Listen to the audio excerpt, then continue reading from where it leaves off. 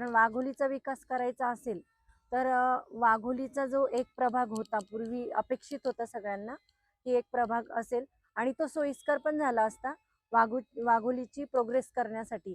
कारण वाघोलीमध्ये खूप असे प्रश्न आहेत की जे आपल्याला मार्गी लावायचे, म्हणजे रस्ते असतील, पाणी असेल, ड्रेनेज असेल, तर ह्या गोष्टींचा आपल्याला प्रोग्रेस करायची आहे। तर जो आता 2 ह्याच्यामध्ये जो प्रभाग केलेला आहे तो योग्य नाही ठरणार।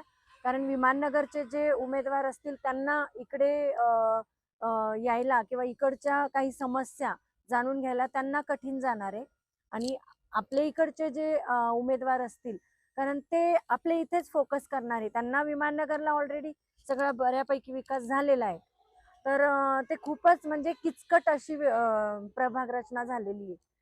तर मला असं वाटतं की फक्त वाघोलीचा जो पूर्वीचा आपल्याला अपेक्षित प्रभाग होता तोच झाला पाहिजे, म्हणजे असं माझं मत आहे।